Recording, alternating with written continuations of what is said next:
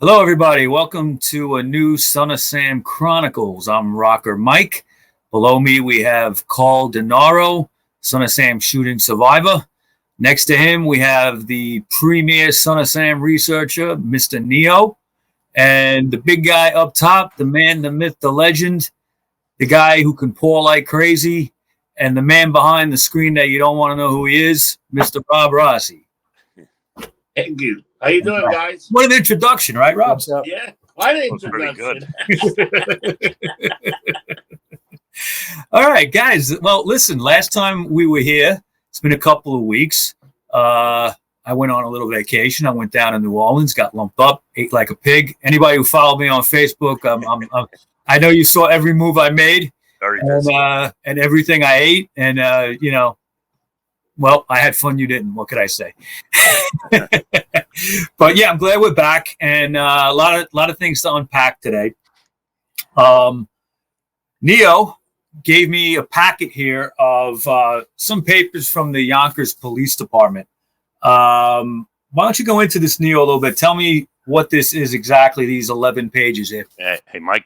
Yeah. Before we start, can I make? Oh, I apologize. Yes, Carl, you hadn't announced me you want to make. Yeah, it's some sad news for the for me personally, and the Son of Sam researchers. Carol Keenan passed away. Carol is sister of Rosemary Keenan, and Joni Keenan, who's a member of our official Maury Terry Facebook group. She died of pancreatic cancer. It was very quick. I didn't even know she was ill, and I'm going to her wake tonight. And so if everyone could say a prayer and and just keep her in your thoughts. Yeah. And just one last thing. I was friends with Carol.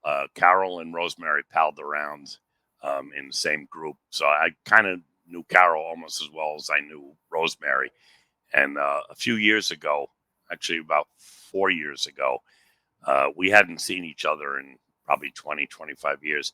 But anyway, she knew I go to this restaurant every Saturday night, and she wanted to meet up with me. So this one Saturday night, she appeared in front of my face and said, "Hi, remember me?" And anyway, she had photos that her dad had saved of the Volkswagen, Rosemary's Volkswagen, that was the one that was I was in when we were shot at. And I know this sounds really strange, but that's the first time I saw these photos in my life. So I want very thankful for Carol for providing those 4 photographs of the Volkswagen, because for the first time first time in my life, I was able to see the actual car and the damage that was done the night of the shooting. Wow. Yeah. So, God bless Carol and Rosemary and her family and all that. And thanks. Sorry to hear that news. Yeah. All right. Well, so Neo, these papers here from the Yonkers Police Department, I got 11 pages here with they're a great timeline about what happened, kind of some interesting things that were happening regarding Sam Carr and others. Why don't you go into this a little bit? How'd you get this? What are these papers? These papers are not police documents, actually. They're not official. Official. They're reports. They were done using the police reports, but just put together like a book report. So all the things that happened with David Berkowitz in Yonkers is documented in these files. I had been working with Yonkers detectives for a while, and I went in to discuss some matters with them, and these came in that morning. A detective had dropped them off, and they wanted me to release them to the public. So that's what I did. I took these and I released them to the public for everybody to see. And what I got in these was it changed my whole view in everything about this case. It changed because I seen some stuff in here that I had not seen before. I was under the impression before this that the cars were evading talking to the police. Right. That did not happen. Also, the involvement of the cars in this and Glassman, stuff that happened in Yonkers, I wasn't aware of at all until I read these reports. These were the first law enforcement reports ever put out to the public since the arrest. No one has seen any law enforcement reports until this was given to me, and I was able to put it out. I don't know where you want to start with it, but let me ask Carl. Carl, we spoke yesterday. You believe you've seen these before, right? You've seen these actually, right? Yes. Neo sent it to me. But before Neo, you had not seen them. No. Oh, okay. I misunderstood you when you explained it. Yeah. Okay. Neo I didn't think I ever saw this report, so Mike sent it to me, and as soon as I opened it up and looked at the first page, I said, "Oh, Neo sent me this probably 6 months ago or whatever." Yeah, you've had these for a while, Neo, right? Apologies for the. I had them for a while. I just went in one day. They were working with me for a while. I was looking into Scout files and Kevin Murphy files, and they were helping me a lot behind the scenes. And I'm very close with these detectives. They're like family. I don't think anyone would have been able to go in there and get these. I don't think these ever would have surfaced if I wasn't close with them and they could trust me and gave me these. So right. Okay, well, let's look at some of this timeline here. Timeline is fascinating. It starts with just June 1st, 1953. Richard David Falco was born to Betty Falco. He would be David Berkowitz once he got adopted by Nathan Berkowitz. Talks about his army, joining the army. Before we get into it further, I did notice a mistake. Yep. Did you notice this on the first page? 1975, right? No. It says David Berkowitz is employed as a security guard and part-time cab driver. He is employed by IBI Security Company of 3578 White Plains Road, Jamaica. No, there's no such place. Okay, you're still on my thunder. Am I still on your thunder? Minor errors on this. Okay, don't forget this was a book report, not an official. But there's some minor errors. If you look at it also says, White Plains Road is in the Bronx, not Jamaica, and then it says Universal Car Loading Company at 351 10th Avenue in Queens. There is no 351 10th Avenue in Queens. I don't think there is a 10th Avenue in Queens that I can think of. Actually, Mike, there actually is. Way up in the Story or something? Actually, Long Island City. Okay, but it would never be 351. It would be, What would make sense is 3510 or 3501. Maybe. 30. I used to live I used to live on 49th Avenue and 21st Street. Yeah, it's right next to the Midtown Tunnel. Yeah, I know where it is. So this area, if it's 3501 or 3510 10th Avenue, that would make it, kind of in Long Island City, closer to the 59th Street Bridge. But it's to me, it's a minor. It's a minor thing. I did pick up on that. Yeah, and for people who don't get what we're talking about in Queens, and I think even in the Bronx, I think they even have their places that you have an address as a number, dash, and then another number. And it's kind of unique to New York City. It's very few places have that. But going further into it, it talks about him working in the post office.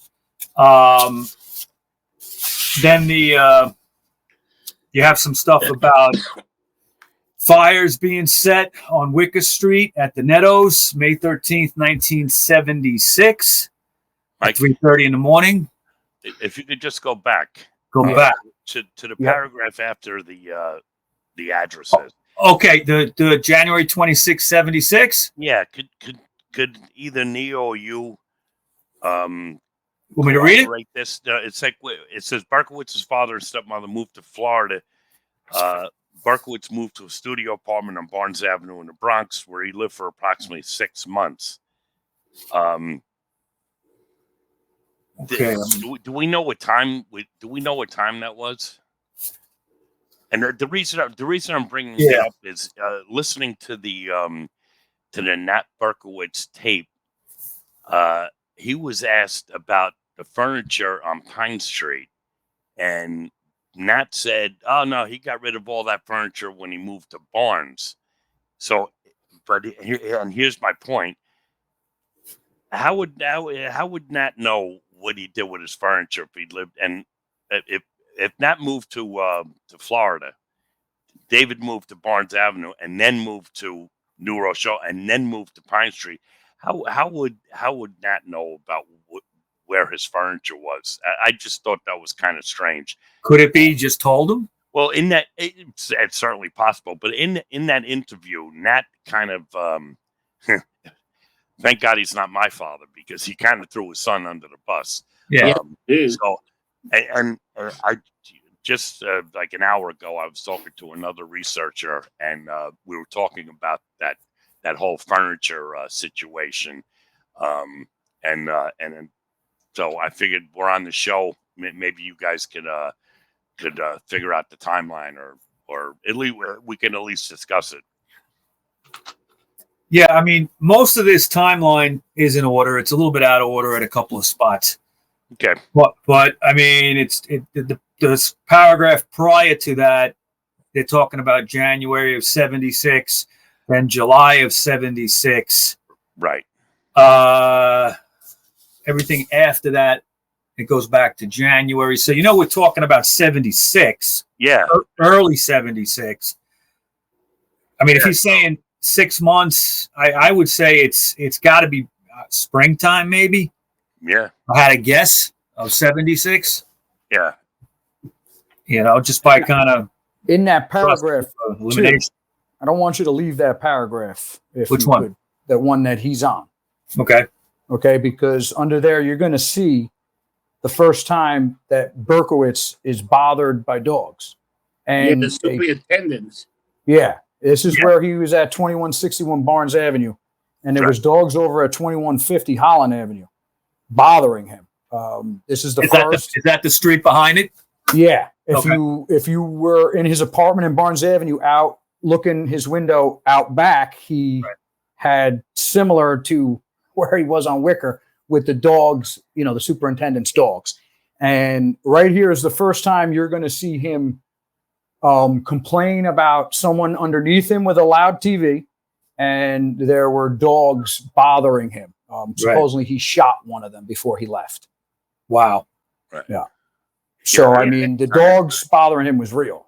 Did he kill the dog? He killed one dog. Yeah, he shot a dog. He shot it dead. What kind of bullet? He shot the superintendent's dog, right? Yes. Do they know the bullet? Not sure. Don't think it says there. They probably wouldn't bother with ballistics on a dog. Dude, this report is so crazy. It even has his social security number. Yeah, I saw that. Yeah. Too bad we couldn't use it. Just kidding. Yeah, open a credit card.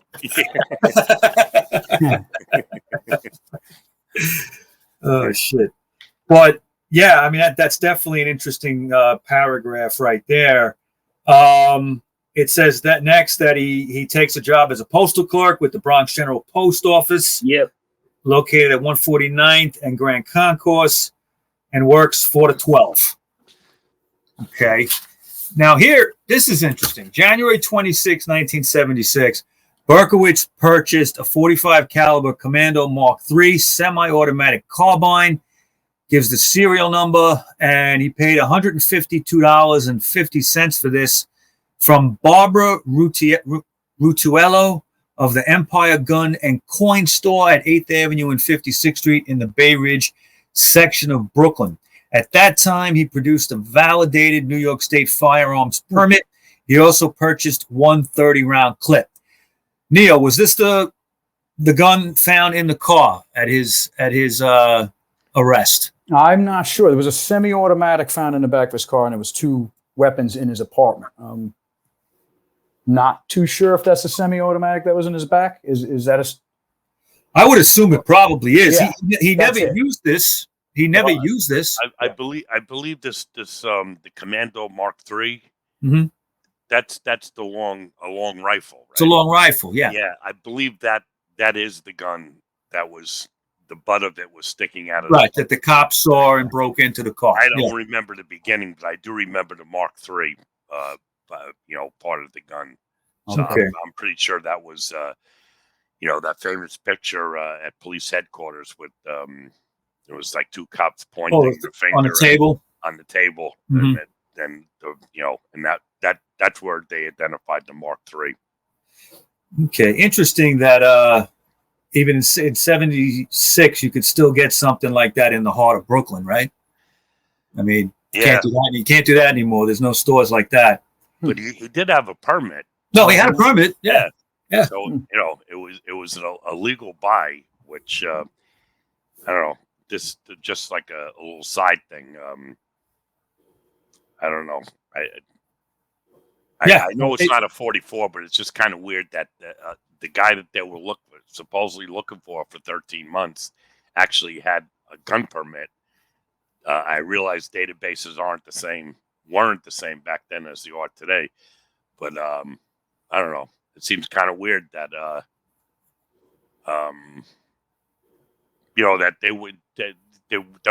the police weren't able to do anything with that permit. Well, how much do you think the cops investigated gun stores? Anybody know? Yeah. You're right. It's probably not much, and certainly they wouldn't. Although this is a high caliber gun, that's just if you got. They're saying all along during the investigation, they were saying a 44 is not the normal gun used for shootings on the street. Right. So, and in fact, in my case, one of the police reports, they actually say a 44 or a .45. They could. I remember that they couldn't tell. Right. So after you have 5 shootings and we have a madman on the loose, you would think they would start looking at purchases of 44s and 45s. As far as I know, they try to do some kind of check on 44s, but I never heard them doing a check on 45s. Just I mean.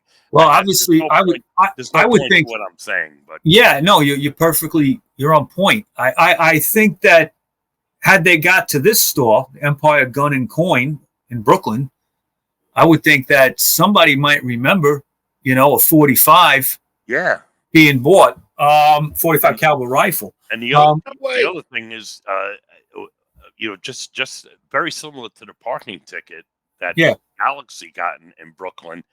I would think it would raise flags if you're looking at purchases that a guy from Yonkers goes down to Brooklyn to buy a gun. This guy, I don't know back then. I don't even know now, but there's got to be a gun shop between Yonkers and Brooklyn. In those days, for sure. What were you going to say, Rob? You know what?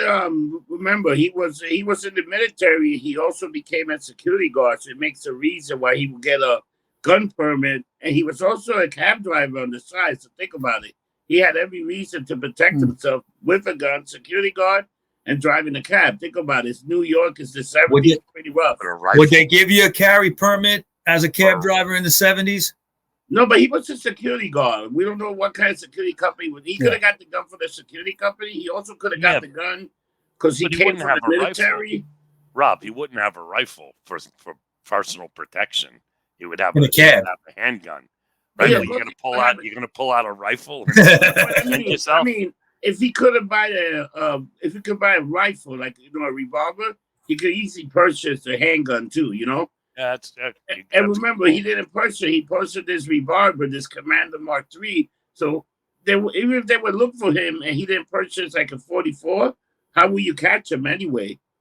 Well, that's what I'm saying though, because in my case, they actually listed a 44 or a 45. Or a 45. Yeah. So, and again, I'm not putting the onus on the NYPD for not checking that. What I'm trying to bring to the attention of you guys in the audience is that they did extensive searches on the yellow Volkswagen. They did extensive searches on 44 Charter Arms Bulldog revolver. I have to believe, and maybe I'm wrong, but a 45 high-powered rifle using 45. I don't think the police knew. The police knew the caliber of the Son of Sam shootings. They didn't know what kind of gun it was. Yeah. In fact, Commissioner Codd at one point identified the shooter, the Lauria shooting, as a Wild West, long-barreled Wild West 44 caliber. So it kind of, harkens back to something similar to what Clint Eastwood used, right? Long barrel, and a Charter Arms Bulldog is like a 38 with a snub nose. So just I guess the whole thing illustrates that nothing's easy in this case. And another thing to point out is this gun store at 8th Avenue and 56th Street is about 10 minutes away from the Moskowitz shooting scene. I wanted to ask that. Okay. It's very close. Wow. Yeah, I mean, Bensonhurst is like the next neighborhood over. So it's with 10-minute drive. Yeah. So could this have been a place he scouted out? One thing, just to get off topic for a second too, is there's been an interest lately. I've seen this posted on, I don't know if it was the official or the unofficial Facebook page. They had some fire logs. Okay. And Neo, we talked about this. One of the, I know you went through the Yonkers fire logs. I saw something posted recently. I don't know who posted it off the top of my head. But one of the addresses was like Shore Parkway, right? Like about 3 blocks away from the Moskowitz shooting. And it was only like maybe just a couple of months before the actual shooting. So, you got to wonder, what was being staked out beforehand. Yonkers guy coming down to Brooklyn for no reason doesn't make sense. He had to have a reason. Maybe he wanted to stake out the area and there happened to be a gun store there as well. Or maybe the setting of the fire had some kind of meaning to it. What do you think, Neo? Very possible. We got him lighting fires all over the place. Very possible he did that, Yeah. He was there. He was in the area. He likes fires. Yeah, I mean, the Galaxy was seen at a lot of fires, right?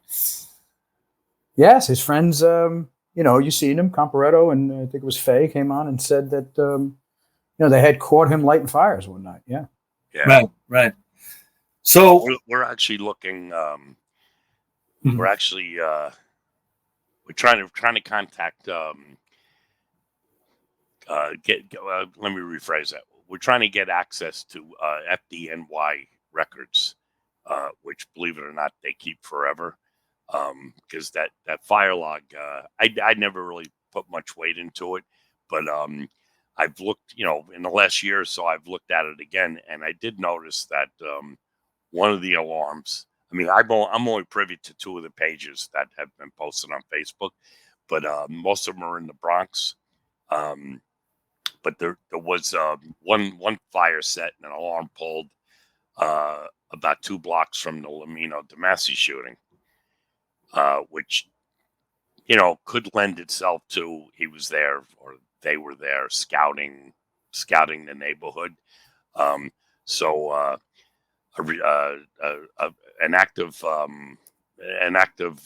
battalion chief wants to look at this, and he's going to get access and just see if there's any correlation.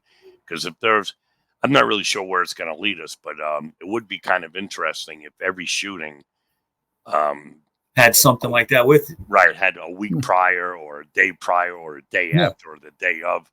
I'm not sure if it's going to get us where we want to go and to solve the case, but it certainly is worth looking at. Right. There we go. There you go. That's the revival. That's the gun. That's the gun. You sure? That's the Mark III. That's the Mark III. Okay. Mm-hmm. Okay. I didn't know what that looked like. No. Well, that would have been very, and at the end of the paragraph, it says he also purchased one 30-round clip That would have been enough to blow up a disco. Yeah. That's what he was looking to do in that last letter they found in the car. Yep. Right? Yep. So, that he never used that gun as far as we know. And it might have been that he was planning ahead, a year ahead, practically, year and a half ahead. So, all right. Next, we're talking about the Caceres, okay? When he moves into the New Rochelle apartment there, that's in February of 76. He's not there long because in April, he moves to 35 Pine. And he also moved because dogs were bothering him there in New Rochelle also. Right. He moved from the Bronx from the annoyance of the dogs. Then he goes to New Rochelle. He's got the annoyance of the dogs again. Wow. Always the dogs. Always the dogs. Okay. They say that, when he moved in there, he was fine. He had a job. He was good. And if you listen to Caceres' audio, he was quiet. He was good. And it was just that one night he went berserk. He started screaming. And then just left. Yeah. Next is the Nettos, where there's a small fire to the exterior of a 3-story frame house at 18 Wicker, May 13th, 1976 at 3:30 in the morning. That was the Molotov Cocktail. Mm-hmm. That was thrown at that. Now, notice this is like barely a month after he moves into 35 Pine. Yep. All right. So, he's...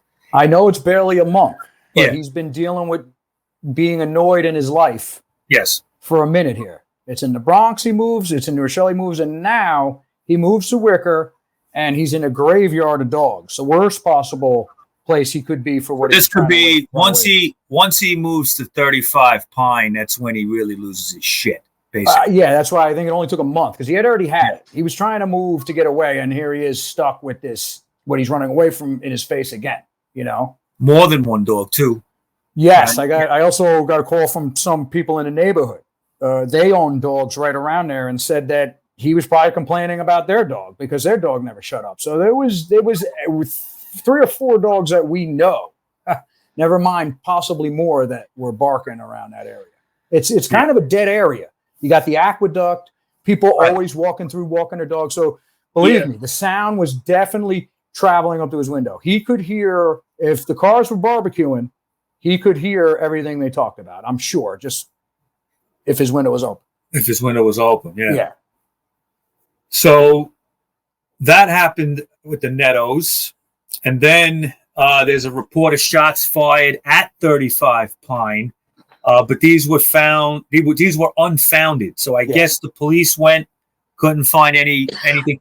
Now, if shots are fired and police respond and they can't find anything, does that mean that it didn't happen? Or, it just could mean they didn't find anything shot. Yeah, they didn't find a wall, a car, a person. And anything to lead them who shot the gun. They went there, checked it out. And you would think that if you're reporting to shots fired, you're going to look around and see if there's any evidence of something being hit. True. I would think as an officer. True. And again, reports of shots fired on June 10th by Wicker, by the aqueduct, and they were unfounded. These were two different sets of police officers between these two. An anonymous caller made that. Now, and the first one was an anonymous call as well. Is it possible that Berkowitz is just pranking the police? Anybody think about that? Yeah, it's possible. Yeah. You got to wonder what's going through his mind. He's losing his mind. Why would he want the police in that area? But then again, just to have them come out, and maybe he wants to watch their response. I agree with you on that. I have a strong feeling he did a lot of things, ran up to his apartment and watched it through the window. So I am with you on that one. Yeah, how hard would it be living at 35 Pine? You want to prank the police and say, shots are fired on Wicker.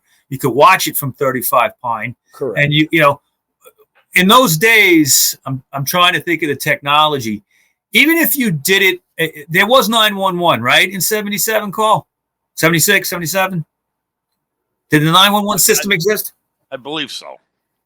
Okay, so I believe so. the 911 system always had the ability to trace the call, right?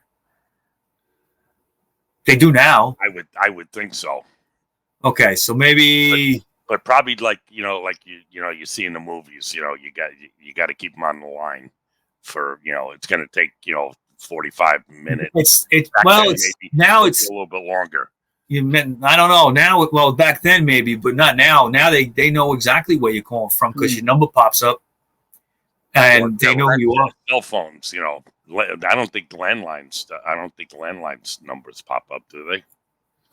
If you have caller ID, which I guess did not exist at that time. I don't think that existed then. Yeah. So they might not have been able to trace it right away. Interesting, because it could have all just been manufactured by him. Those things. Yeah. Then, okay, June 12th, 76. Berkowitz purchases the 44 caliber Charter Arm Bulldog from the Spring Branch Jewelry and Loan Company in Northwest Houston, in Texas. The gun was purchased by a friend, Billy Dan Parker, who's a 24-year-old construction worker, and Berkowitz gave his reason for purchasing the gun as it was a long drive home. Now, who is this Billy Dan Parker? That is his army buddy from Vietnam.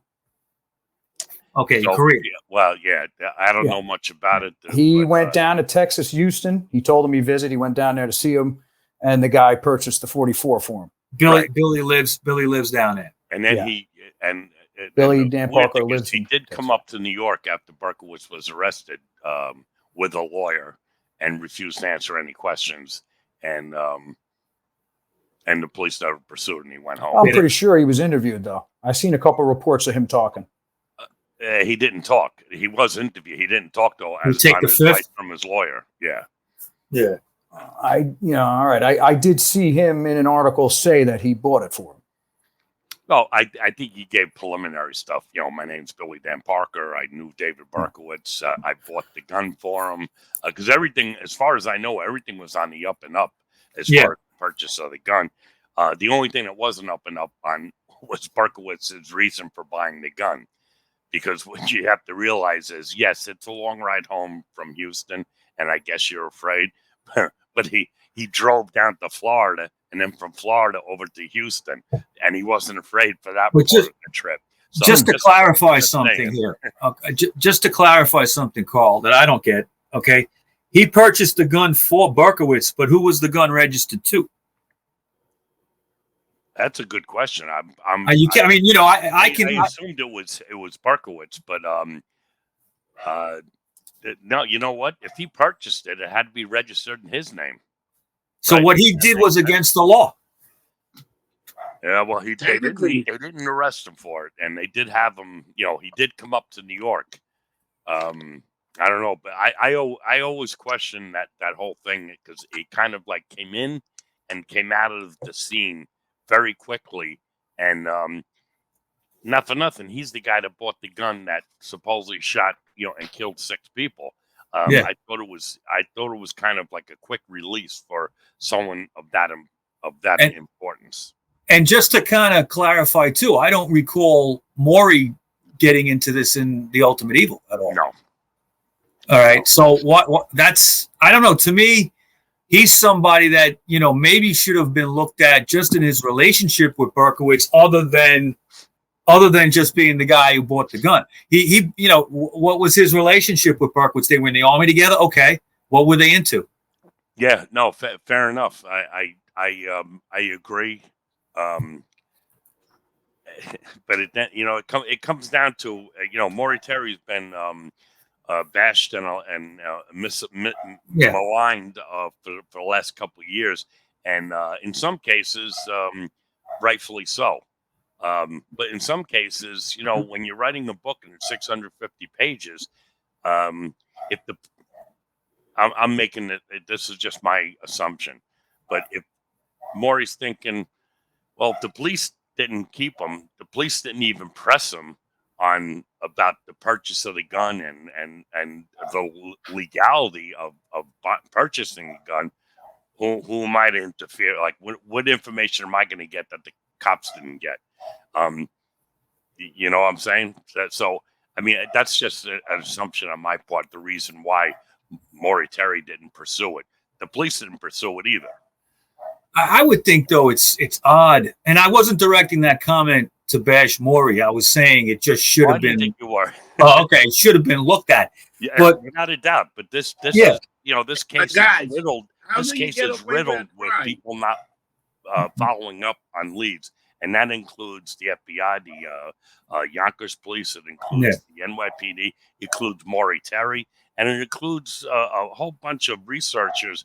Actually, before I got involved with Maury Terry, he, you know, you read his book, read his acknowledgments. There's a ton of people that helped him along the way to write the first version of the book in '87.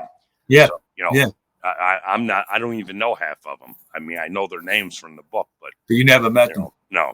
But guys, Rob, what's a better cover up? You get somebody to buy the gun. How could they link the gun to you if you never bought it? Even though he bought it for him, it had to be registered to Billy. So how do you figure this is the guy that's carried the gun? It's a perfect cover.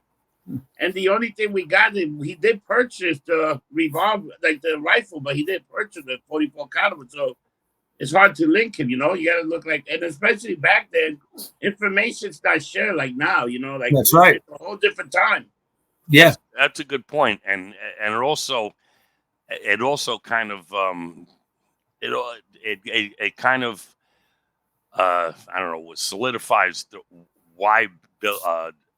He came up from Texas with a lawyer like immediately because they probably traced it. I'm assuming the NYPD traced the gun to being bought in a Houston gun store. Yep. They either flew down there or made a phone call and they said, yeah, Billy Dan Parker bought it. Well, who's Billy Dan Parker? They get in touch with him and say, you know, we just arrested the guy that shot 6 people with a gun you bought. And so the first thing Billy does is call up his lawyer and say, of course, we got to get to New York. But as far as I know, and Neo, you might be right. Other than him saying his name, I mean, I remember the video. He's wearing a brown suit, and he was kind of like ushered out of the room by his lawyer. But I do remember him saying, you know, identifying himself as Billy Dan Parker. So I'm sure he gave the minimal information to the police, but I still think it's strange that that wasn't pursued because he did buy the gun. I don't know. I'm not a lawyer, but I would think some culpability in the crimes that were committed. The thing that I can't seem to grasp with that is I don't care how good friends I am with somebody. I'm not necessarily going to buy you a gun, keep it registered to me while you take it up to New York.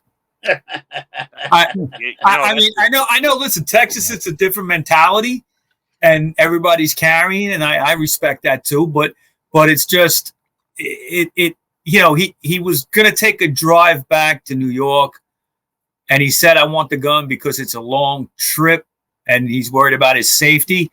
What would have happened? Let's say Berkowitz wasn't the crazy guy he was. Let's just say he got into some kind of fight going back up to New York and he shot somebody. You know, that's on you too because the gun's registered to you. Yeah. I wouldn't take that risk with a close friend. Yeah. No, you know, right, it's strange. It's just, to me, it's a strange gesture to make to somebody to do that. I think it's very risky. But the police never pursued it, and Maury never looked into it, so it doesn't matter. You know what? Just a little off topic, but it kind of reminds me of the way they handled that Vinny Mutatolo, Lauria's ex-boyfriend. Yeah, who was not happy that they broke up, and he was a mob wannabe. Dealing in the 42nd Street porn business, and he owned a 44, and he was in and out of the news in days, and it's like, wow, you know, a woman gets shot, the first suspect is the husband or the boyfriend. Yeah. And this guy was like, well, he says he was in Colorado. I guess he can corroborate that he was in Colorado, and that was it. And you never heard this guy's name again. Yeah. I just think it's strange that guy says I'm Colorado. It's like, that doesn't mean he didn't hire somebody. Here's my 44. Go do the shooting. I'm going to go to Colorado, so I have an alibi. But that was never looked into either. Anyway. Well, so next is the Donna Lauria and Jody Valenti shooting, and that's July 29th, 1976. So that's like 5-6 weeks after he's back from Houston. This happens. It's the first shooting, and he obviously used that weapon. Then October 9th. This is when it started. I find very interesting here. 1976, a Molotov cocktail was thrown through the window of Sam Carr's house at 316 Warburton, which landed in a small office of his telephone answering service, which he extinguished with a fire extinguisher. Firemen responded, and the damage was minimal. Police officers Berletic and Mazzella and detectives Thomas Dugan and Andy Cavallo investigated the arson. Neo, what time of day did this happen? Do you know? October 9th, 1976. Was it in the evening? Doesn't give a time. Yeah. Do you know? No, I'm not sure. Okay.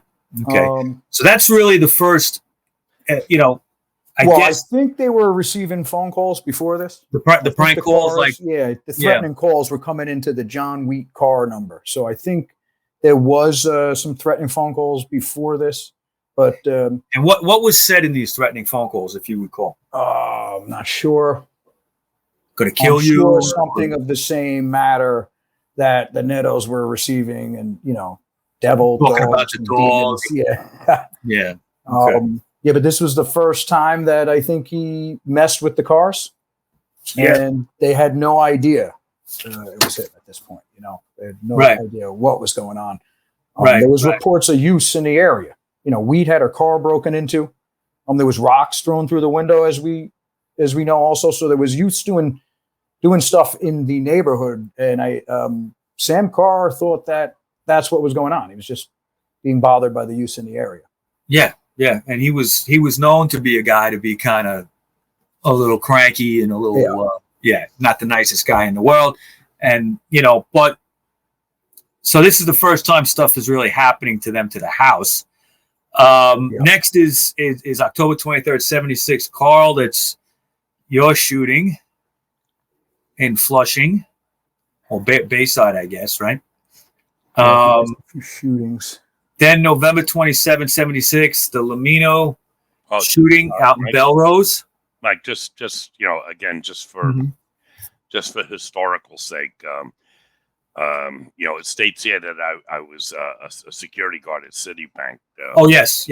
When I read this, that's when I realized that this report was written. This report had to be written after the fact, after June of 77. I would say so.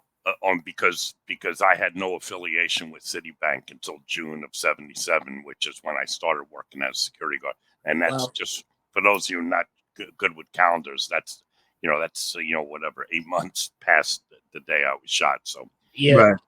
And it also states 160th Street, which it's amazing how once something gets put on the internet, it becomes true. The shooting happened on 159th Street. I started that rumor long before the internet was around, but I corrected that 2 hours. I started that rumor 6 hours after the shooting, 6 or 7 hours after the shooting to the police, and I corrected it 2 hours after that. So on October 24th, 1976, the official story should be 159th Street, but yet I see 160th Street on police reports, newspaper articles, magazine articles, TV shows, and news shows.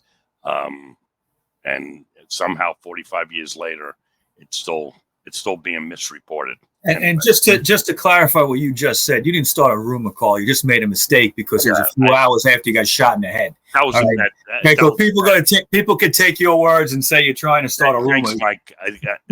Thanks, because I didn't start a rumor. You're right. I misspoke. You made a mistake. It was after getting shot in the head. Right. It's understandable. It was, if I'm not mistaken, it was 9 o'clock in the morning. The following morning, I got shot at 2 o'clock. So it was like 7 or 8 hours after I was shot. Yeah, and, I think you get a pass. 1 block. Yeah, thank you. Yeah, for being off by 1 block. Right. Next is November 27, 76, the Lamino and DeMasi. I didn't notice anything kind of off with this one. It looks pretty straight. Okay, so the next is December 24th, 1976, 11:01 p.m.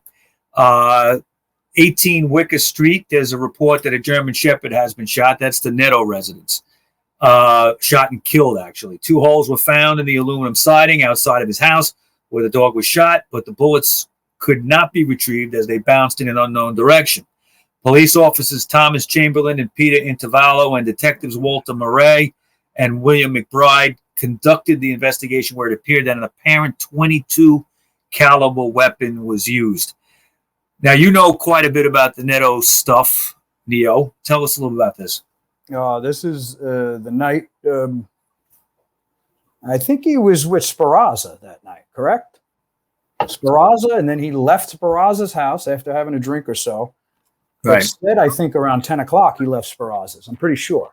Speranza was his co-worker, right? Yeah. He worked with Speranza. He was at his house with his family beforehand. He leaves there December 24th, Christmas Eve, and he shoots the Neto dog in front of the house. Now, in the Speranza recording from '79, he talks about a Christmas Eve where Berkowitz spent with him. Is this the one? This is. Yes. Interesting. Yeah. Also, the fact that it's a .22 caliber, that's not a gun that we know was purchased by Berkowitz that we know. Okay, might have been, but there's no record of it, it seems, or maybe somebody else bought it for him. But a .22 is a very small caliber. Do you think that maybe the police just looked at the wound on the dog and said, it looks like a .22, and that's it? I mean, are they going to run ballistics on a dog? Well, you got the holes. The holes are still in the siding. You can see in the house. The holes are still there in the siding. I mean, you can see the circumference. Oh, really? Yeah. Really? Yeah. So you can see the damage it did. Yeah, they're still there. Yeah. Wow. Damn. I guess you can't fix that, right?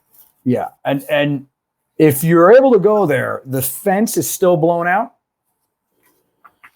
So if you notice, the fence is blown out really low, right? With a trajectory of the bullet going up a little higher than the hole in the fence. Yeah. Now, the hole in the fence is so low that I think you would have to be laying down on the street to shoot it. And then you got to have it up a little. So what I did when I went there, I followed the trajectory of the bullet from the holes in the siding. And I followed it across the street. And what I had there was a perfect ditch that went down that you would be able to stand there and fire at street level. So I pretty much think I know where he shot from because it just makes too much sense. When you're there in this spot, I just don't think the bullet could have got that low without him laying on the concrete. And I don't think he's going to lay on the concrete. So no, I followed, the path of the bullet, and I ended up in this spot where you could stand and you're right at street level. So I would think he shot from there. Now, how do you think what do you think it was a rifle, or you think it was yeah. Okay. So but now 11:01 at night, it's starting to get late, I would say. To bring a rifle down from 35 Pine, do you think he walked it, or you think he drove with the car and parked it, or what do you think? I would say he drove, right? I think, yeah, you're right. I mean, I would say he walked, but you're right. I mean, why the hell would he be running with a rifle after this and that? Yeah. Even with a bag, a rifle bag. Okay, I have a rifle and a bag. Okay. You walk with that. It's either like one or two things. Either it's a freaking violin or a cello or whatever, or it's a gun. Okay. It's a rifle. So at 11:01 at night, I don't think I would be coming down on foot from 35 Pine because you're going to get seen carrying something, and you're not going to, I don't think he would carry it out in the open down the street. Okay. Down to that street because 35 Pine is above Wicker. To get down, it's not direct, right? You got to go through a couple of streets around it, right? To get down it. I've been over there. I'm 3 trying minutes, running up Grove, make a right on Glenwood, right on Pinewood. 3-4 right. minutes. But it isn't like the kind of scenery where you could go. No, wait, back up. Come out. He could have easily went up and went south on Aqueduct. Then if he goes through the woods right there behind the Aqueduct, he's right in his parking lot. Okay. So he could have done that whole thing not observed? Absolutely. He could have went right. He could have shot, went through the not on the street. Through the woods. Instead of going around the streets, he could have went through the woods, and his parking lot is right there. No fence. You can literally walk through the woods and hop over just a guardrail, and his parking lot's right there. Still got to get out of the building, though. So he would probably have the thing in a case. Could have hid the weapon somewhere in the woods and just got it later. What do you say, Carl? Neo, we're not sure it's a rifle, though, right? There is such thing as a 22 handgun. Oh yeah, no, I'm not sure of the make, but the caliber, yeah, it was a 22. Because the 22 handgun, I would put in your small pocket and you run, or walk, put in your sharp pocket, whatever, He was a sharpshooter. He might be able to shoot a pistol from that distance and hit the dog, right? It's not that far. Did you say how far it was? Across the street, right? Yeah, where I think he shot, it was about 20, 30 feet from the... yeah. Okay. So I'm thinking rifle, but you could be right, Carl. I mean... Yeah, I'm just saying. I would think you would need to be closer for the handgun, but... Oh, okay. Yeah, and I don't know if that's where he shot. That's just where I'm figuring because the shot on the fence is so low, I don't see how he could get it, not even kneeling. Plus to get the shot go up a little bit. I just don't know how you can get that. Shooting up. Yeah, so when you're standing, it's just a thought. Is there a scenario where he could have just walked up to the dog and popped it? Sure. Well, then how'd the bullet go through the fence? Through a dog? The bullet had to go through the fence first. To get the dog? Yeah. Oh, okay. Gotcha. Yeah, because the fence is still blown out also. Okay, I got you. So that's interesting. January 30th, 77 is the Christine Freund and John Deal in Forest Hills. March 8th is the Virginia Voskerichian in the same area. Okay, right. Get to the meat and potatoes here, Neo. April 21st, 1977, Sam Carr of 316 Warburton Avenue reported that he had received threatening letters. On April 11th, 1977, he had received a letter stating that legal papers would be filed relative to his dog barking. This letter was sent anonymously. And on April 20th, 1977, he received a letter complaining about dogs barking and that the writer's or his family's life, and that the writer's life is destroyed, and he had nothing to lose and no peace in his life or his family's life until his, referring to Sam Carr, is ended. This letter was dated April 1977 and was signed a citizen. Wheat Carr, who is Sam Carr's daughter, was also present at the interview. Police officers Peter Intervallo and Thomas Chamberlain, along with detectives Reynold Baker and William Kennedy, Michael Lorenzo, and Edward Oakley, made the investigation. Okay. So this is when he starts getting the letters. He had been getting prank calls. There was already a little bit before this a Molotov cocktail thrown through the window.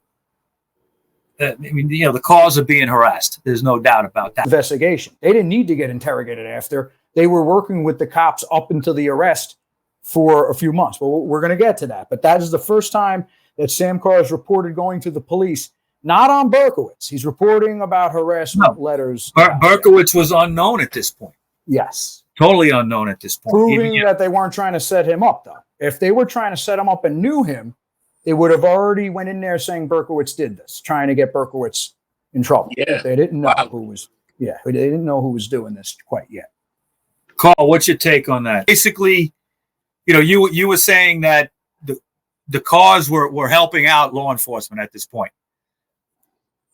Yes. The Carrs received 2 letters, and you have now Sam Carr and Carr talking to Yonkers police about 2 harassing letters to 316. This is April 21st, 1977. Okay, what? gotcha.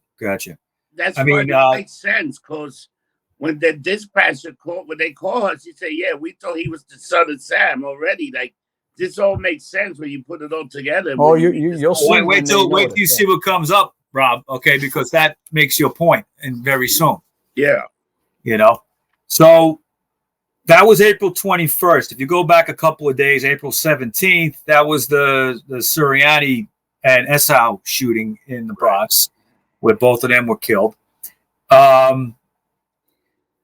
Okay, now 6 days after the Sam Carr incident on the 21st, the 27th of April, 77, at 9:31 a.m., Sam Carr of 316 Warburton Avenue reported that his dog, Harvey, a black Labrador retriever, was shot on the aqueduct behind his house.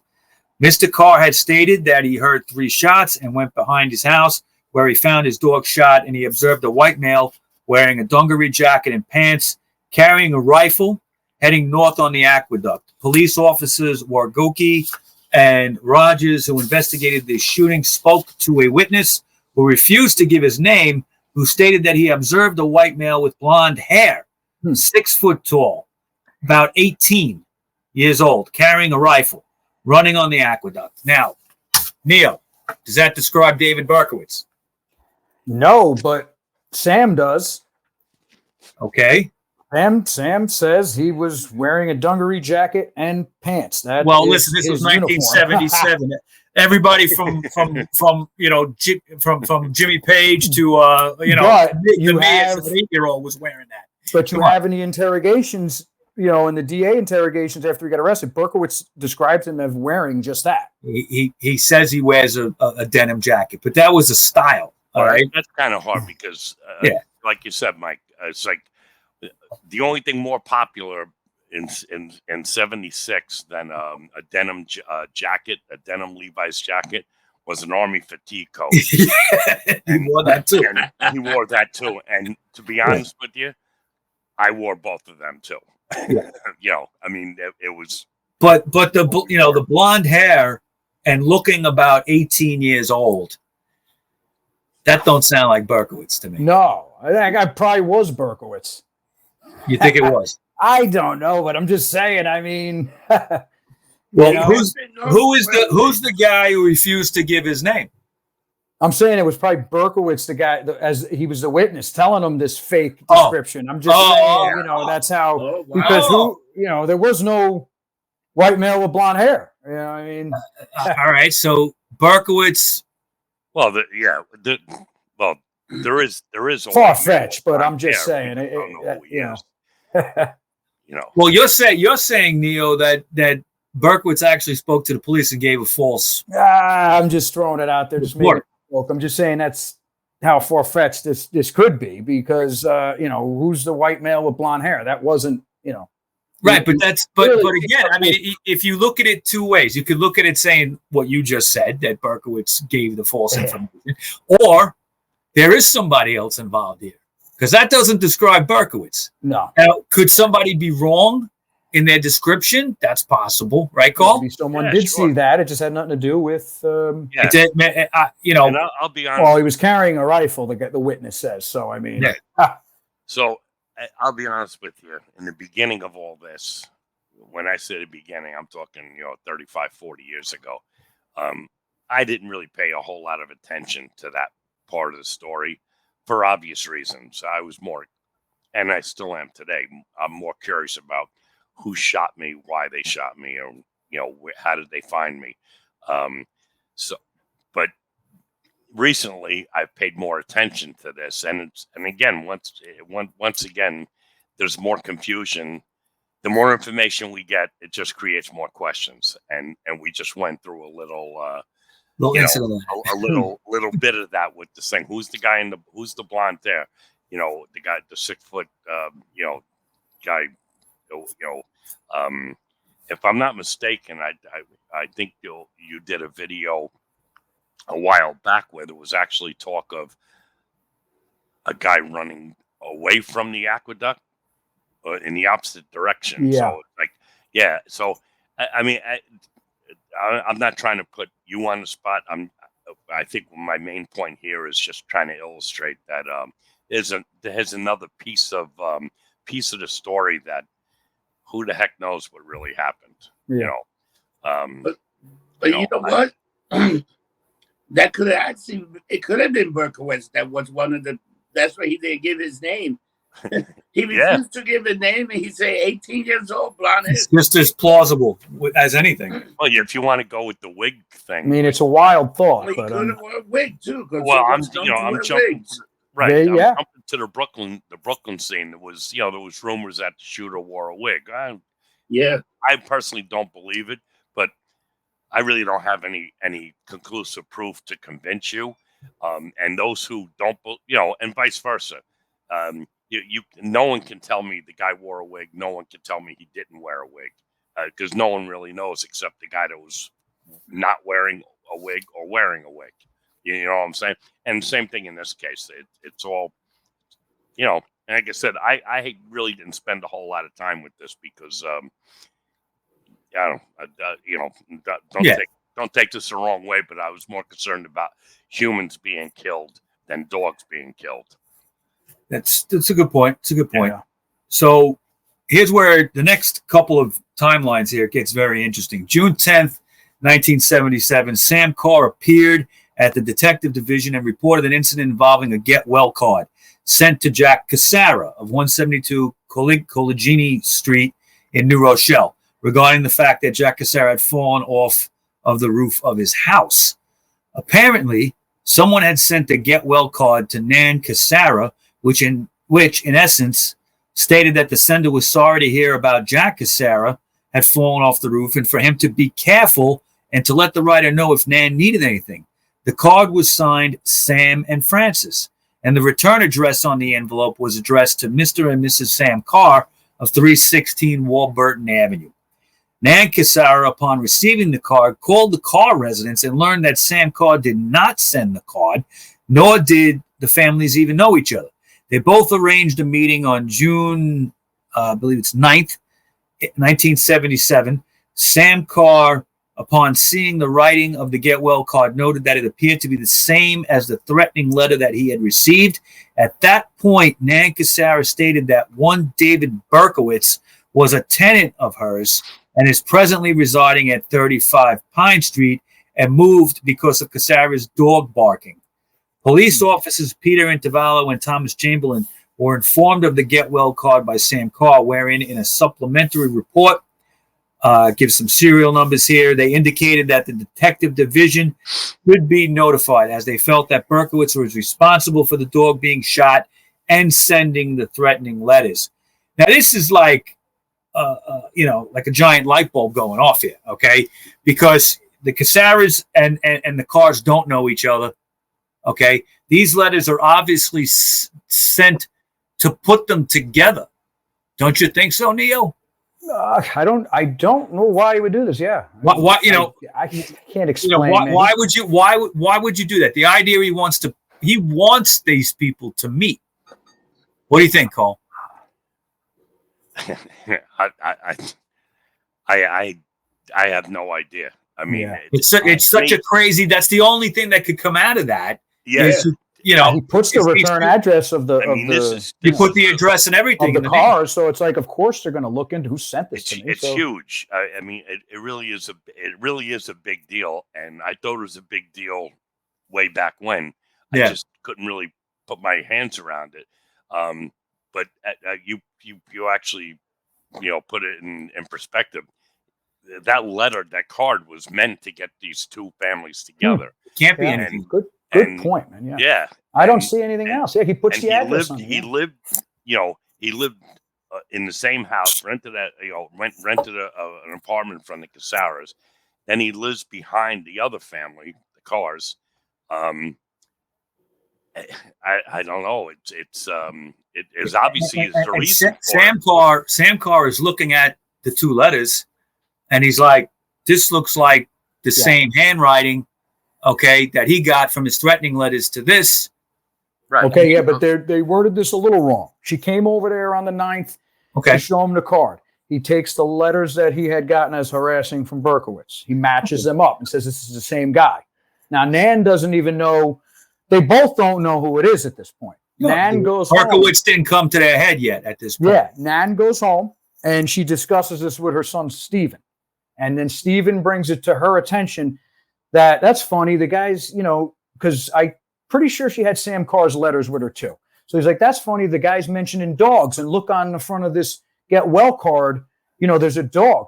How about the tenant that lived here? He hated the dogs, it was Berkowitz. So that's where Nan finally got that David Berkowitz name. The guy, the tenant, this is a guy who sent us this. So let me call Sam Carr now. So now she calls Sam Carr, tells him that it's David Berkowitz, because after Nan finds out it's David Berkowitz, her husband goes and looks up Berkowitz's number in the phone book and finds he's living right at 35 Pine. So she calls Sam Carr after that and says, this guy who sent me the letter and who are you saying sending you letters is living right behind you. So remember now, this is the first time that David Berkowitz is being pinned for the harassment at the cars, but he's only being pinned for the harassment. They don't have the connection of him as the son of Sam yet. Right. Right now, Sam Carr just thinks that David Berkowitz is harassing him. They're not saying that he's part of the Son of Sam. They don't recognize him as part of the Son of Sam just yet. No, obviously not. Yeah. It's just this is just connecting their two incidents. Yeah. Yeah. So they didn't know it was Berkowitz at June 10th as the Son of Sam. Not yet. No, not yet, because now Yeah. what happens next, okay, is July 12th, practically like a month later, okay, 1977, Sam Carr called Jimmy Breslin of the New York Daily News and told him that he had seen a composite drawing of the Son of Sam in a July 11th issue of Time magazine, and he thought that it resembled Berkowitz. He also told him of the other incidents concerning the threatening letters and of his dog being shot. Breslin advised Sam Carr to call Inspector Dowd of the 109th Precinct, which he did, and related same to an unknown detective. Now, this is before the disco shooting, Judy Placido and Sal Lupo. Okay, this is before that, and this is obviously before the Moskowitz. Okay, so he makes this call to Breslin. Breslin, who I have to tell you, the 109th Precinct is in Flushing. And Jimmy Breslin knew everybody in that precinct because he used to hang out at this Chinese restaurant. You know the name of it, Carl. What's the name of it? Lums on Northern Boulevard in Maine, right there. Right. And I remember that. I remember that from when I was a kid. And he obviously knew Inspector Dowd and said, go see Inspector Dowd at the 109. So now that was July 12th. He sees the composite. Sam sees a composite in the Time magazine. Then calls Breslin and says, that composite looks like this guy, David Berkowitz.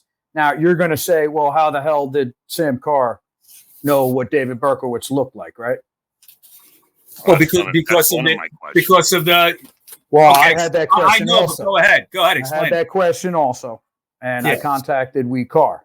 And she told me, we all know she works in the dispatch. Right. And she has some police connections. Right. So she was able to run Berkowitz's information and come back with a picture driver license. So that is what Sam had to refer to the composite. Wow. Yeah. Now, again, wait a minute. This is not an argumentative statement. We reached out for some favors, had Berkowitz looked into. How did they get? I'm just confused. How they have the name Berkowitz from? Yeah, from Cassara.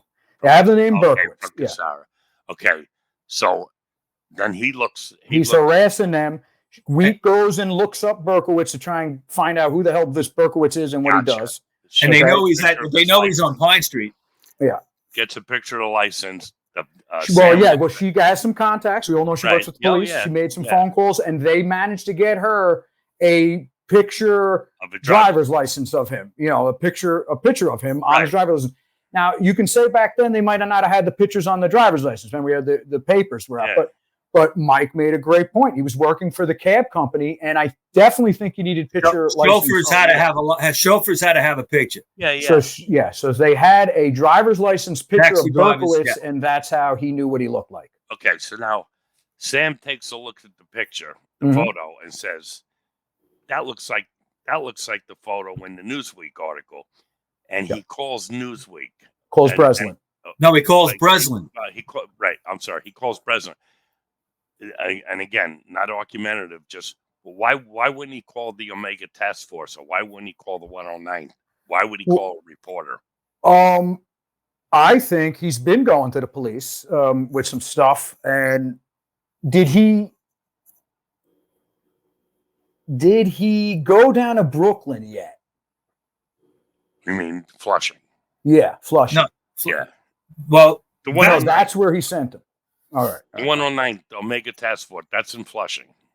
All right. Rephrase that. Ask that question again, Carl. Sorry, Rob. And again, I'm curious. It doesn't say in this paragraph, what I just read, it says Breslin advised Sam Carr to call Inspector Dowd of the 109th, which he did, and related same to an unknown detective. It doesn't give a date that he did this, okay, but July 12th, he called Breslin. Breslin advised him to call the 109, speak to Dowd. Okay. He does this. He answered my question. So Breslin, here's my question. It all worked out.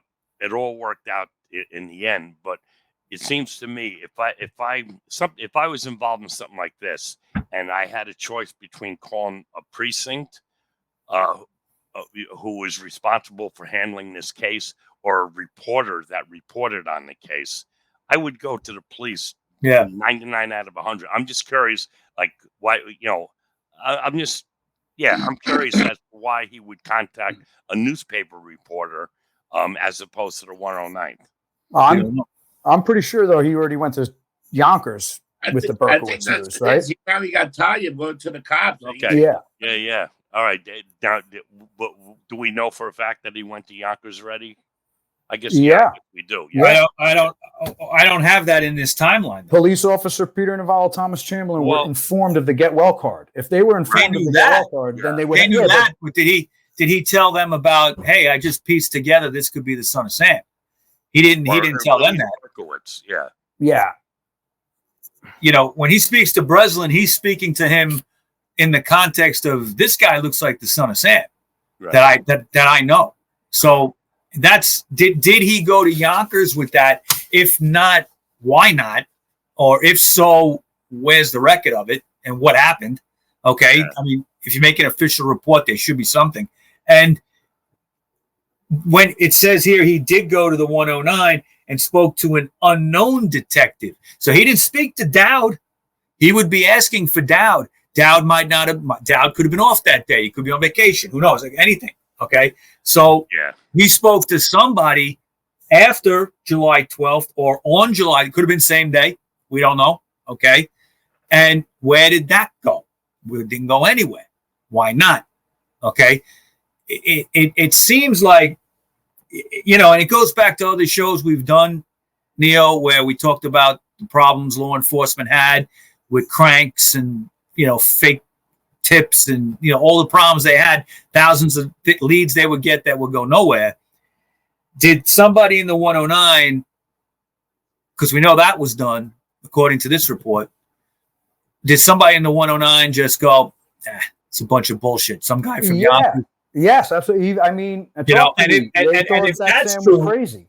If that's true, guys, that, I mean, if they had gone with that, they could have prevented 2 more shootings. But Mike, do you know how many people were going in there with these tips? Oh, I know. Sam was just another guy going in there saying the same thing the 100 other people were, so. Yeah. Not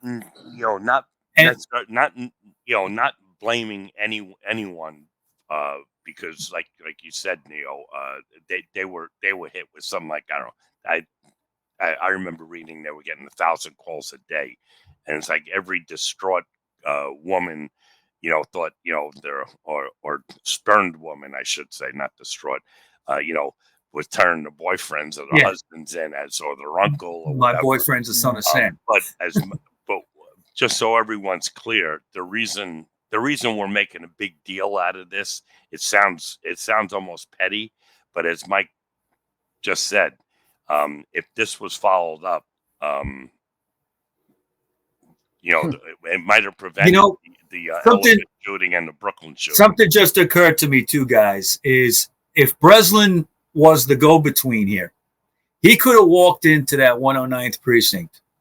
Hi, I'm Sam Carr from Yonkers. Okay, I got a tip. Jimmy Breslin told me to speak to blah, blah, blah. They probably could have looked at that like you're a fucking wacko. Oh, yeah. Okay. Jimmy Breslin? Yeah. Okay. You're talking to Breslin. All right. So, I mean, I'm not blaming the cops, but had this been looked at, it could have they could have got him earlier. And it might have prevented the other shootings. You know what I'm getting out of this more and more, and I hate to say this, but the more you look at it, this guy was just messing with people, but it looked like he was really doing this by himself. Could that mean he didn't know the Carr brothers or none of that, because he was harassing his family? So why would you work with somebody that was harassing your dad and stuff? Yeah, like I've said numerous times, we don't have the answers, and it's great that this case is continually being researched, because guys like Neo come up with this stuff, and I'll be honest with you, I've lived with the ultimate evil Maury theory for 45 years. It's going to take a lot to change, for me to say Maury was all wrong and you're 100% right. But with that said, things are being pointed out which just don't make sense. And in some cases, it has something to do with Maury Terry. For example, like we were talking about Sam Carr's dog being shot. Maury barely covered that. So it's not, now you could say, well, he left it out because it didn't fit his narrative. And I guess that's possible. But guys, I got to interrupt you. Something I missed here. Okay, I apologize. We got robbed. Don't worry about it. Okay, I didn't realize this. It's kind of buried. It's kind of buried in the next bit of timeline. August 6th, 1977. Okay, Sam Carr went to the 109th precinct. So he waited from July 12th to August 6th to go. Interesting. Right. Okay. Whatever reason. Okay. Sam Carr went to the 109th and informed an unknown detective and captain of his belief that Berkowitz was the .44 caliber killer. This was the same date as the Glassman fire. Yep. Okay. And the same day approximately he was at 11:30 a.m., he also showed them copies of the threatening letters that he had received. He also informed Detective Lorenzo that he had been to the 109th precinct and gave them information on Berkowitz. This notification was by telephone late in the afternoon of August 6, 1977. All right, there's stuff here about the Glassman fire.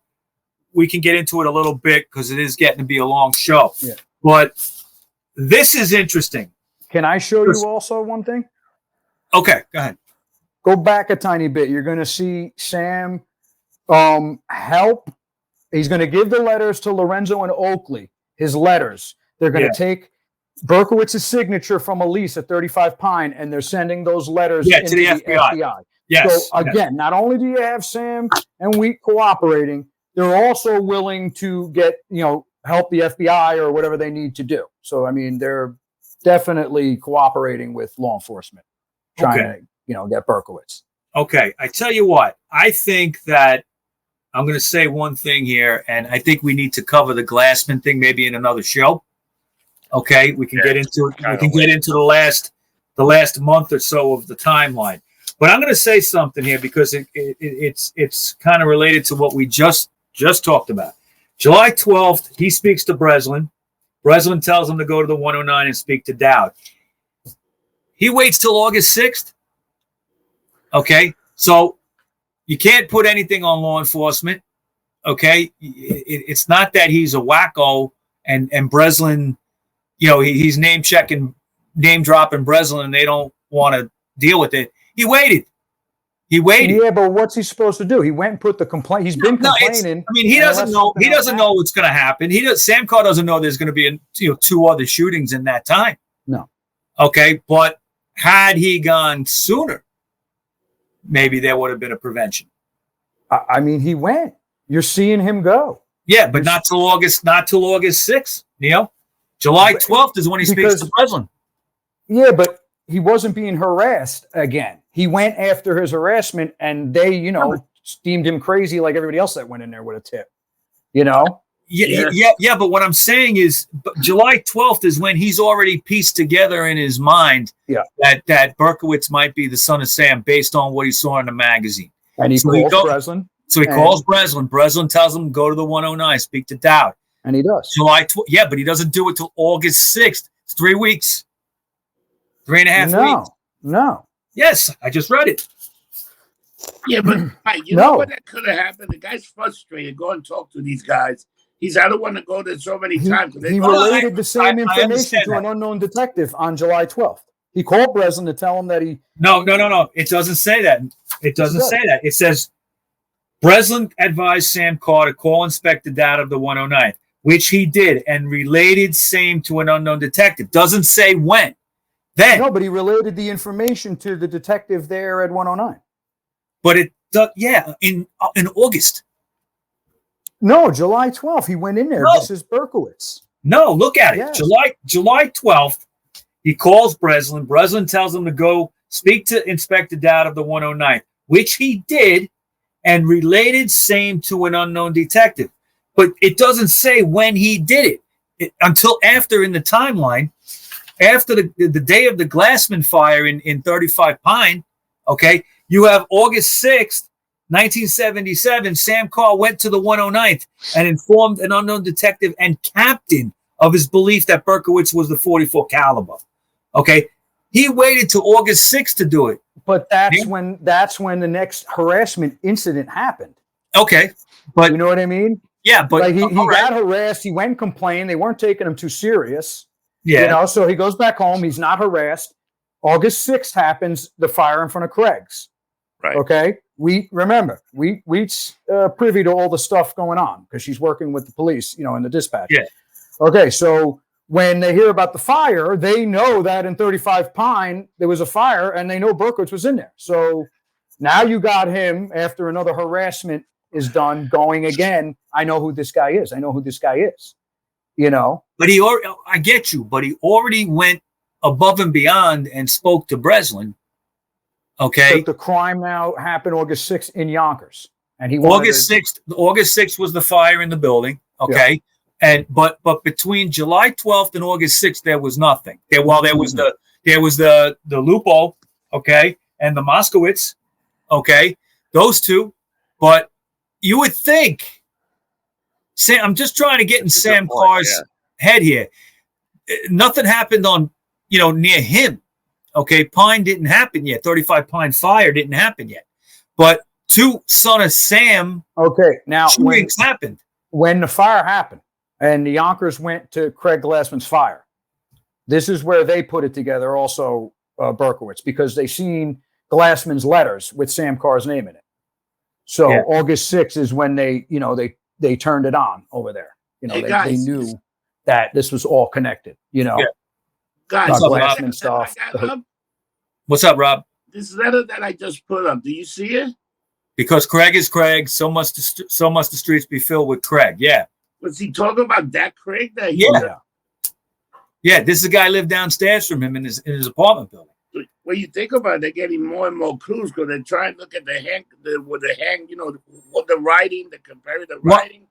What my question still is, guys, why, if there were two Son of Sam incidents, shootings, murders that happened between July 12th when he puts it together that this could be the Son of Sam, there's two more shootings, people died, and then August 6th is the Glassman incident that happened at 35 Pine.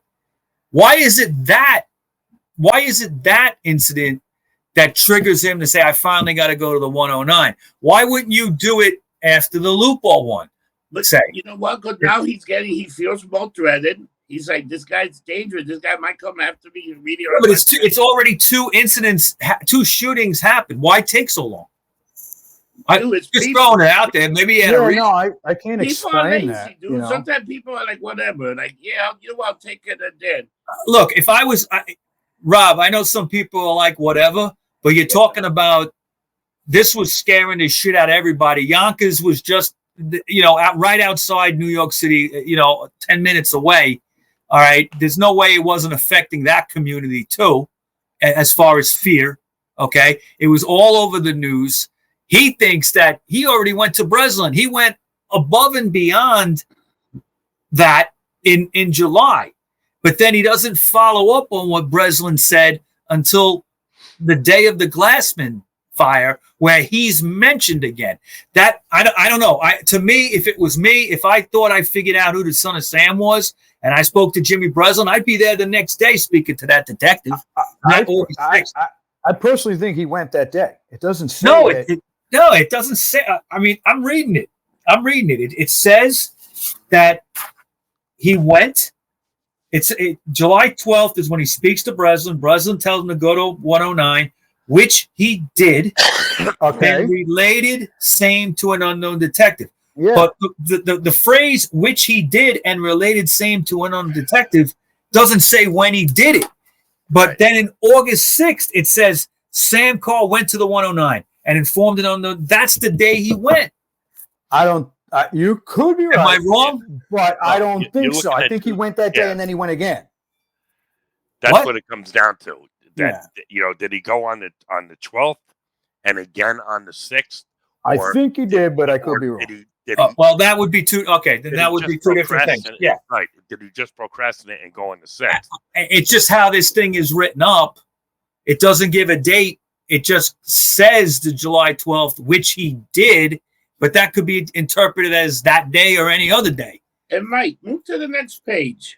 Because they got a date of July 31st, and the Stacy Moskowitz. No, the August 10, 1977. You see that? August 10. Yeah. Detective Zigo. The one that said Detective Edward Zito and Zigo. Yeah. This has to do with the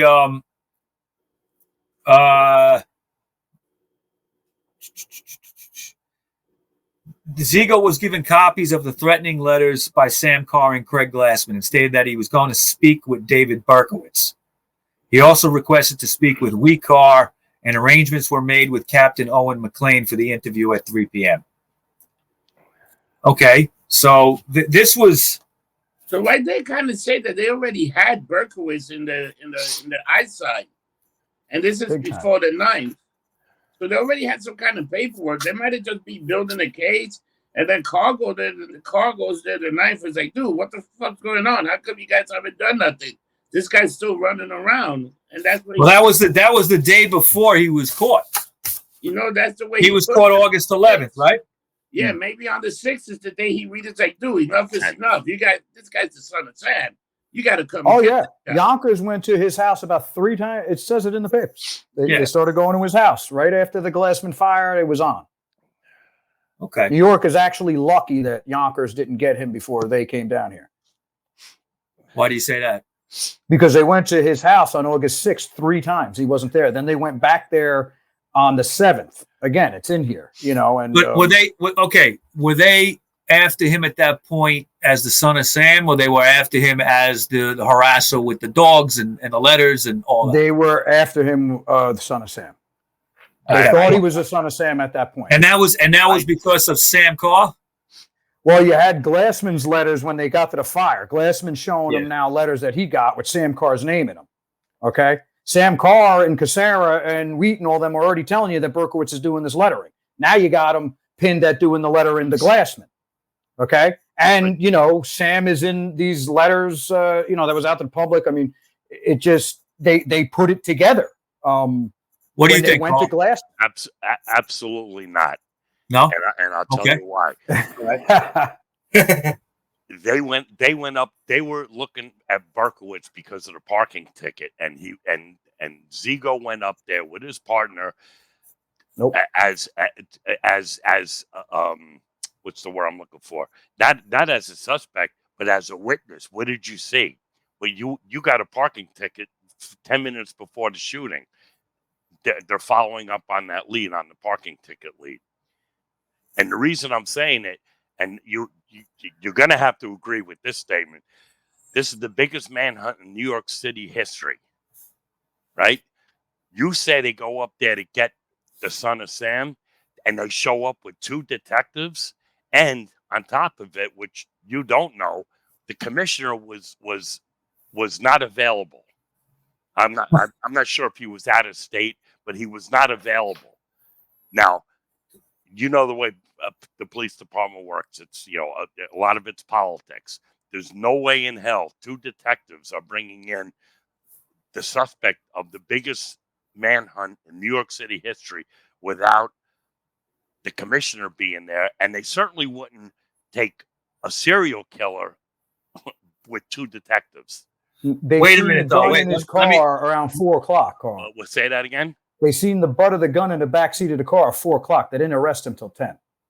Exactly. Well, they waited for him to come out. No, don't. But I'm just saying. I mean, they had there what they needed to have there. My words. That Zigo and his partner went up to Yonkers on August 10th to interview Berkowitz as a witness. Once they got there, things changed. They wouldn't have. Neo, come on. No, I don't know. I don't know if he went there to witness. I think they were already privy to him a little. How could they show up again? The biggest manhunt in New York City history.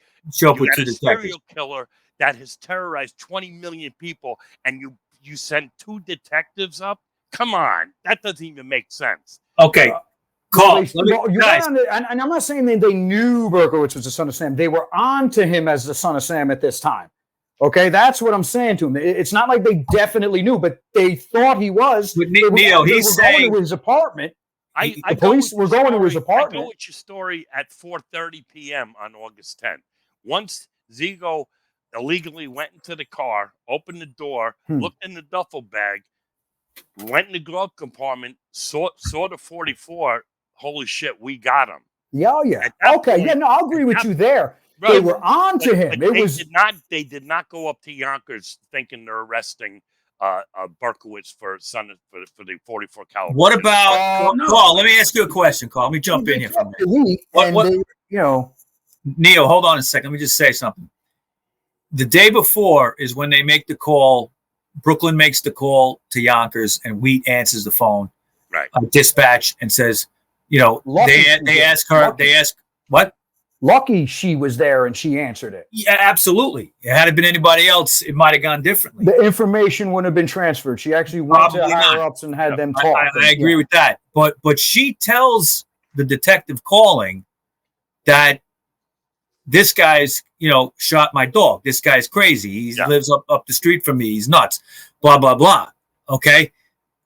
Carl, my question to you is, after hearing that, and making the decision to go up to Yonkers to find out, do you think, you're saying that at that point, they're still just looking at Berkowitz as a witness?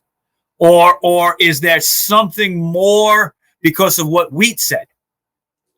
I'm going to repeat myself. And I'm not changing my stance. And maybe I'm wrong, but I don't think the 4 of us are really qualified because, but I'd like to hear some law enforcement people, and hopefully some law enforcement people are listening. But again, I'm going to restate my case on this. 2:00 in the afternoon, or what, I'm making that time up. Zigo and his partner get in a car and drive to Yonkers to arrest. This is the bullshit story. To go look into who people are telling him might be the Son of Sam. That they were onto him as the Son of Sam. You're not going to know until you catch him. Well, I think, okay, so let me just say this. They get in their car to go up to interview a guy that they think might have seen something because he lives in Yonkers. How many? Let me finish. And he got a ticket at 2:00 in the morning in Brooklyn. So the first question is, what the hell is he doing there? Right? Okay. Now they get up there, they go in the car illegally, by the way, which is a shame that they didn't have a trial because that would have been fun. But anyway, we talked about that.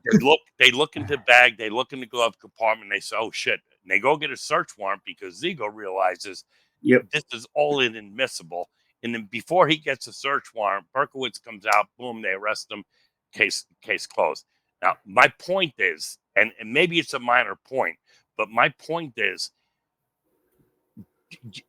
and only law enforcement can corroborate what I'm going to say. The biggest manhunt in New York City history, and you're sending 2 detectives to capture You're right. the guy that killed 6 people and it's eluded police for 13 months. Do you know how many calls they had to do, Carl? I mean, they weren't sure that this was the Son of Sam. They were onto him as the Son of Sam. But the people from Yonkers were telling. Now you're just doing semantics. No, because the people from Yonkers were trying to tell them that this may be Son of Sam. I'm going to make this very simple. This is what happened. These 2 guys went up there to interview this son of a bitch. They went up there. They saw the fucking car. They saw something. What's the first thing they do? They went and they called the Yonkers police because now they got to get a search warrant. They talked to Carr. We think that the Son of Sam. They called for backup. They got a few more of the Yonkers cops. Then they went to the city to get him. It wasn't like these 2 guys went and talked to him. There was a procedure. You had to get the search warrant. You had to get this. So these guys waited up there for a while. It's not like they saw the Son of Sam came out. They didn't know. But once the guy went in the duffel bag, he's like, you know what? This is an open and shut case. That's when they realized it. That's when they realized. So I agree with you there. So they didn't go up there knowing they were arresting the Son of Sam. They went up there. They went up there to question a guy named David Berkowitz who got a ticket. Once they saw the gun, and you're right about that. They went up there. Also, you had Glassman, Wheat, and Sam. All this stuff that was going on in Yonkers that they informed him. We think this is the Son of Sam. Yeah, but you know who had the Yonkers police had all that information, not the NYPD. Yeah, but that's what I'm saying. Also, you're asking why 2 cops just went. I could only imagine how high the files were to go look at tips that could have been Son of Sam. They were getting, they were told that this could have been Son of Sam. So it wasn't agreeing with me. I'm agreeing with you. They didn't know it was Son of Sam until they catch him, but they were, I think on August 6th, after Craig Glassman shows them his letters, Sam Carr's in the letters, they already have all this other stuff pointing at Berkowitz. I think they thought this was the Son of Sam there. And how many hours were they staked out, Neo? How many hours were they staked out? All night, I think they were there that night. They went up 3 or 4 times. Give me a number between them finding for them going into the car and finding the guns, and to when he came out. How long was that? I think it was either 4 to 6 hours. What time did he get arrested? 8 or 10 o'clock? I guarantee you, if I could guess, I would guarantee you that somewhere in that 4 to 6 hours, probably maybe closer to the end of that, they're going, oh shit, this really could be the Son of Sam. Yeah. That's when they called up. And that's when they called for backup. The time they arrested him, if I'm not mistaken, there was either 8 or 10 cops, New York City detectives there. Not the original, the original 2 plus 8 or 10 more. So that, so I think our timeline is what we're differing in. You're saying they went up thinking they're going to arrest Son of Sam. I'm saying they were on to him. Like they thought he was the son of Sam, and they hate were to going to do get it. him. I have to leave. Okay. Okay. I have to leave the show abruptly. So, it's nothing. No, I have to go to the wake. Oh, yes. Yes. Right. Okay. And I didn't mean this show to go so long. We covered a lot. We did. I But think we we have almost to, talked we for have 2 to hours. continue this. We should pick up. I know. Pick up where we're at. Yeah. And I apologize for raising my voice. No, not at all, dude. Raise it all day. good. Don't worry about that, man. You All can good. get aggravated. Whatever you want to do, Carl. Don't worry All right. about it. All right. I'll- Paul, we'll talk. Okay, very good. Thank you. Everybody, thank you for watching the Son of Sam Chronicles. We'll catch you next time. Carl, take care of yourself. All right. Neil, Rob, take Yeah. care, everybody.